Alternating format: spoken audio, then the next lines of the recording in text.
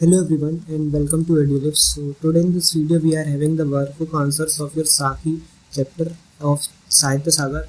So we will begin with the question number 1 and का part संत कबीर ने गुरु और ईश्वर की तुलना किस प्रकार की है तथा इस दोहे के माध्यम से क्या सीख दी है। तो इसका उत्तर है संत कबीर के सामने गुरु और गोविंद दोनों खड़े हैं। कबीर जी ने स्पष्ट किया है कि गुरु का स्थान ईश्वर से भी ऊंचा है। उन्होंने इस दोहे के माध्यम से यह सीख दी है कि गुरु की कृपा से ही हम भगवान तक पहुंचते हैं, इसलिए गुरु का स्थान ईश्वर से ऊंचा है। प्रश्न गुरु और भगवान को अपने सामने पाकर कबीर के सामने कौन सी समस्या उत्पन्न हुई, कबीर ने उसका हल किस प्रकार निकाला और क्यों। तो इसका उत्तर है संत कबीर के सामने सबसे बड़ी समस्या ये है कि गुरु और ईश्वर में से वह सबसे पहले किसके चरण स्पर्श करे।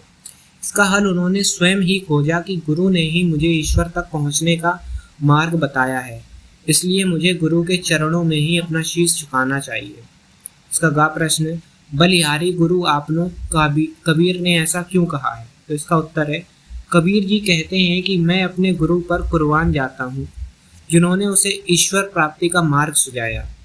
यदि गुरु उसका मार्गदर्शन ना करते तो वह ईश्वर तक न पहुँच पाता।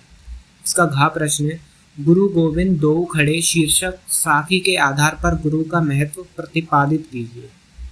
तो इसका उत्तर है गुरु ज्ञान का भंडार है जो अपने शिष्य को उत्तम ज्ञान देकर उसे महान बनाता है तथा उसकी प्रत्येक कठिनाई को दूर करने का प्रयास करता है। गुरु ही उसे अज्ञान से ज्ञान की ओर ले जाता है तथा ईश्वर प्राप्ति का मार्ग भी सुझाता है। We are having right now the mathematics ICSE question bank for class 10, and you can clearly see that we are going to cover the detailed features and of this text of this book. So basically first you will get all the chapters which are covered completely and in depth. So you can see that GST, recurring deposits, whether it is matrices or reflection, all chapters are covered in this book.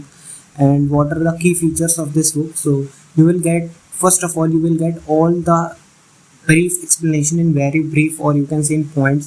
So you can clearly see here that GST is an indirect tax that will be levied on the manufacture, sale and consumption of goods and services. First you will get the brief explanation of every chapter, whether it is of anyone, okay? And then you will get the tables where you will understand the chapter deeply, and then you will get so in the same way we are going to cover all the chapters in the same manner, and later you will get the detailed explanation, just like what are the common errors that are made by the student. This is the word of advice that you have to remember while solving the question.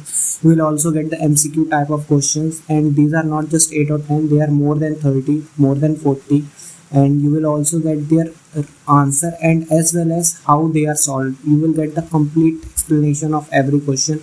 You will also get the statement wise question, assertion, reason, all these questions are also there. And moreover you will also get the formula based questions for each and every chapter, determine the following board exam question as well.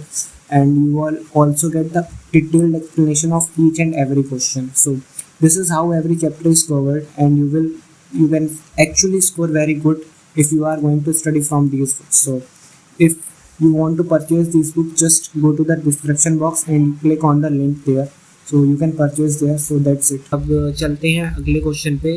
तो इसका का प्रश्न है जब मैं था तब हरि नहीं, दोहे में मैं शब्द का प्रयोग किस अर्थ में किया गया है।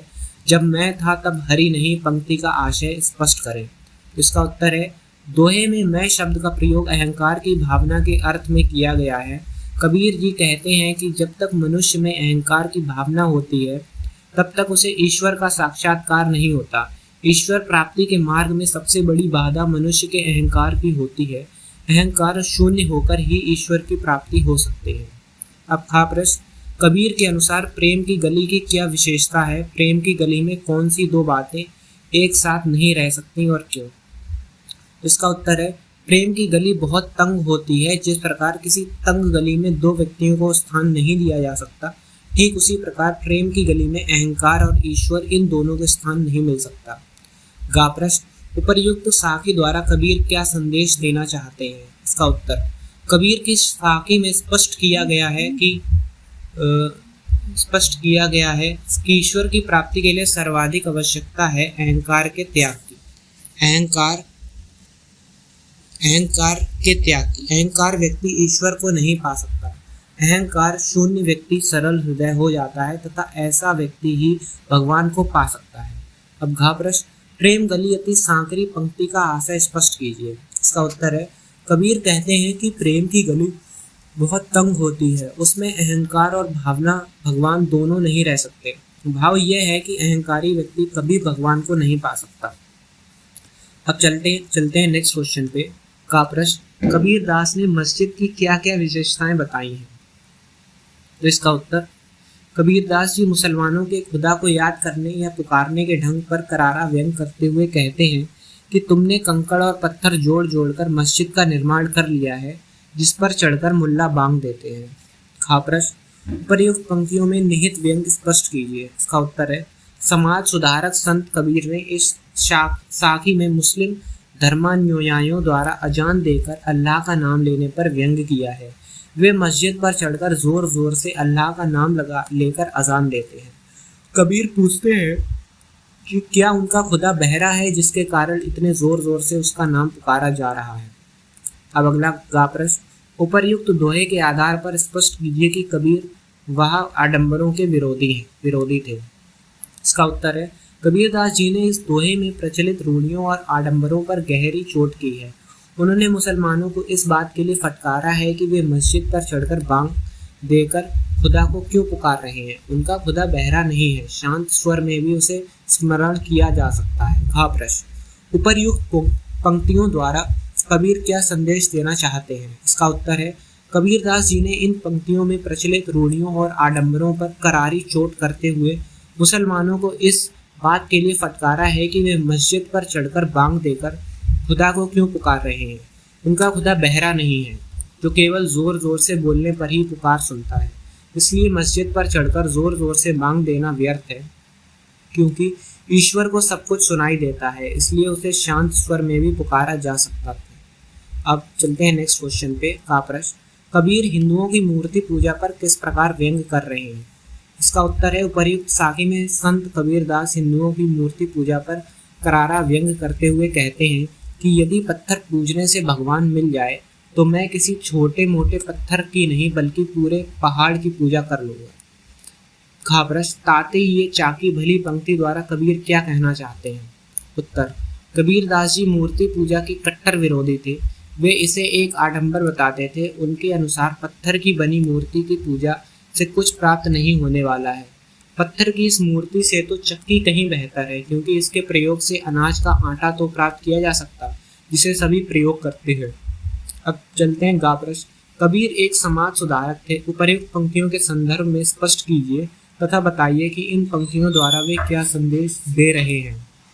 इसका उत्तर है, कबीरदास जी ने उपर्युक्त साखी में मूर्ति पूजा को एक ढोंग एवं ढकोसला बताते हुए उसकी निंदा की है। वे कहते हैं कि केवल पत्थर पूजन से ईश्वर की प्राप्ति संभव नहीं है। यदि पत्थर की बनी मूर्ति की पूजा करने से भगवान की प्राप्ति हो जाती तो मैं पत्थर की बनी छोटी सी मूर्ति के स्थान पर पत्थर के बने पहाड़ की पूजा करने को तैयार हूँ।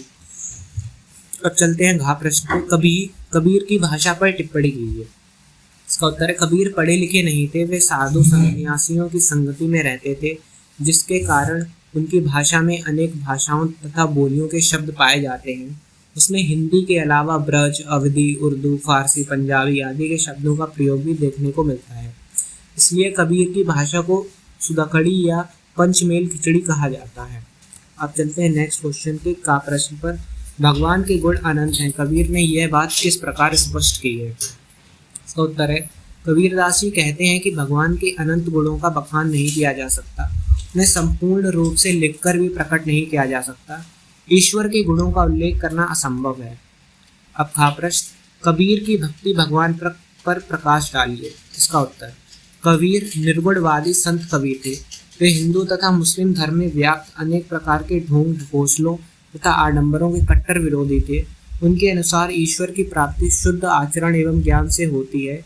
इसलिए इन्होंने अपनी साखियों में हिंदुओं और मुसलमानों के इन धर्मों में व्याप्त रूढ़ियों एवं अंधविश्वासों के लिए फटकारा है। चलते हैं गा प्रश्न पर। कबीर ने भगवान के गुणों का बखान करने के लिए किन किन वस्तुओं की कल्पना की है?